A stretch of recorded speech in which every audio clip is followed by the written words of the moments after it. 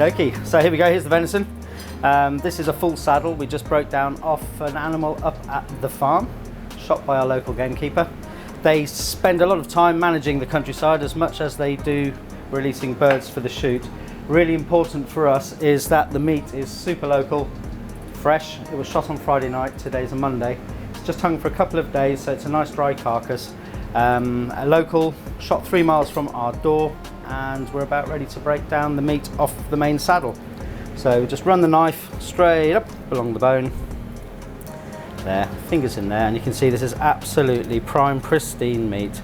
Super clean and about as environmentally friendly as you could ask for.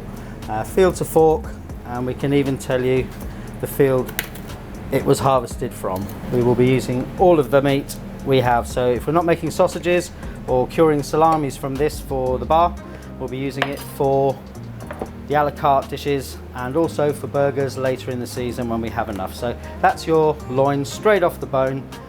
I will just remove the loin off the silver skin, which has a couple of points of attachment. We can just run our finger along the skin here and then slowly peel the meat. Be gentle, you don't want to damage the meat.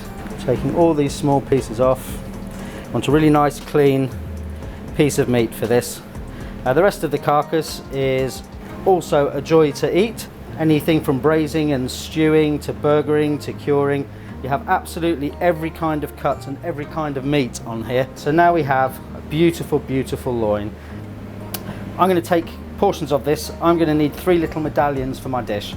So I will take one piece, cook it whole, rest it, and then cut it afterwards, and I'll be using that. So if I'm looking at it like this, I've got 1, 2, 3 nice pieces.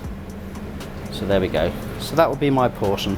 So off this lovely fallow, I'm going to get 6 absolutely stunning portions of venison for the beetroot dish. So that the flavour of the animal can shine through a little bit, we want to season it up. We add a small amount of olive oil. As with many meats, it's better to moisten the fillet here and season it rather than put the oil into the pan.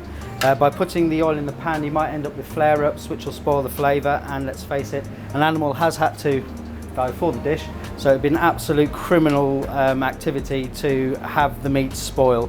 So like this, we put it in, we avoid flare-ups, and we get a really nice caramelised crust on the meat. This is a seasoning that we take from our cured pancetta, so we make all our own charcuterie at the pub. And in the seasoning you have garlic, nutmeg, bay leaves, a lot of thyme. After we finished curing the pork bellies, we then remove that seasoning and dry it out on trays. We then reuse it, so repurpose it by popping it through a really nice sea salt, blitzing it together, and then that gives us a fantastic base to start cooking any of our dishes. Right, the rest of the dish is going to be these amazing mushrooms. They are sadly not local. These are from Scotland, the Scottish rolls. Also in season right now we have beetroot. That was from our assistant manager, her father grows these. We cook these for 4 hours in balsamic vinegar, honey and thyme, and then we cut the discs to the shape required. And finally, we've also made a puree from all the trimmings off the beetroot. That has then got a small amount of dark chocolate in it. Again, some more balsamic, which ties it in with the pickled beetroot. And that will be applied to the plate at the end. And then just for our veggies, in season, always important, local Northamptonshire purple sprout and broccoli, and Romanesque, that came out of our allotment at home. There we go, there's your ingredients, and we shall now start cooking.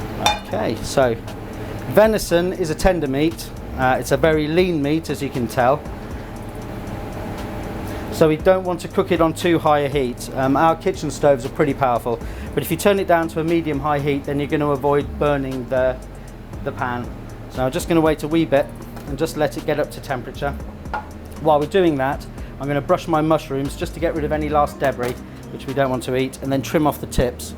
I won't need a lot of these. If you're doing this for yourselves at home, personally I would probably have an absolute punnet full of these. Here in the restaurant we just use them for a bit of garnish. Okay, so the pan ought to be hot now. I will put a tiny amount of oil in, a couple of drops, and I can see it's running nicely. So I've now got a half decent temperature. Pop it up a wee bit more. Upside down. There we go. This piece of meat will probably take about 6 to 8 minutes cooking in the pan, and then it needs an equivalent amount of time resting. If you take a little look from the side, you can see how it's cooking through. So the grey band is obviously the cooked, and the nice pink stuff at the moment, we're looking at a piece of blue venison. Nice to do, and a really good way of adding extra flavour now is to add a tiny amount of butter, or a massive amount of butter, if you're like me. Take about 25 grams here. Whoop. There we go. Bit more olive oil to prevent burning. And now we'll slowly start, turn the temperature down a little bit. We'll just baste the piece of meat. It makes it nice and pretty and shiny, but that's not the point of this. You get the beautiful sweetness of the butter now and a wonderful colour to the surface of the meat. I've got a pan of boiling water on here. Salt it.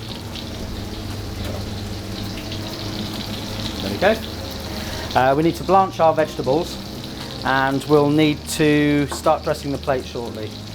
And a little bit more of this, and you'll slowly start noticing a bit more spring in the meat, and that's showing me now that I'm hitting medium rare, and I'm slowly getting there. Right, so vegetables that cook the longest are the Romanesque. It's a much hardier brassica. Popping that in now. We'll cook them just above al dente, not rock hard as bullets, but just above al dente. The sprouting broccoli, it depends what state you get it in, but I just like to take the tips off. There we go. And try and get them to an equal size. You want them to look similar on the plate, but you also want them to cook at about the same time. The sauce we're using today is just a reduced venison stock with balsamic and red wine. Lovely. So that meat is now perfect. I'm getting a tiny bit of spring back. I've got this lovely flavour. Final baste. I'm going to sit it up on the spoon to take it off the direct heat, but keep it warm. Put it to one side and give it at least 4 or 5 minutes over here. The beetroot puree is literally all of the trimmings from our beetroot. We've peeled them. We then cut them on a mandolin, and then all the pieces we have left over, we then cook them up with port wine, balsamic vinegar, and a tiny bit of sugar. And here we go, just for a slight change of tack and a different texture, we have our pickled beetroot. As explained earlier on, we cook these for about 4 hours in our vacuum pouches at 85 degrees with aromatics and honey. Gives it a lovely texture, also a sweetness, which then ties back up with our sauce. In with purple sprouting broccoli.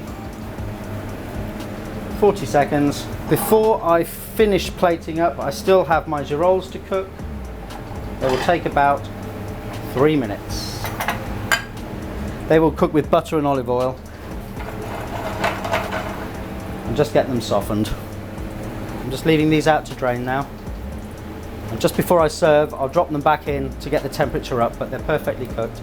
Before we did the film, we also made a few game chips. This gives us a little crunch on the plate. The dish should normally be served with a big bowl of Dauphinoise potatoes and some more of the reduced sauce on the side. So that's these. These are just waffle cut potatoes from, these are scrub Maris Pipers, Lincolnshire spuds, straight in the fryer as they come. We keep the skins on, and these just add a nice little crunch to the dish. Let's have a little look at the meat again. Okay, pop it down there just to drain. I'm going to leave those in there just to suck up the butter. There's enough heat in the oil now just to finish cooking them.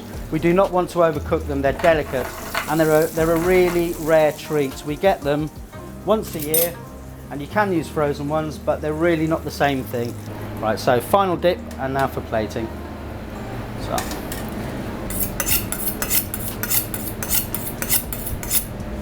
Just take the end off, so it sits nicely on our beetroot. Chef's perks usually. I'm going to cut it into 3 equal pieces.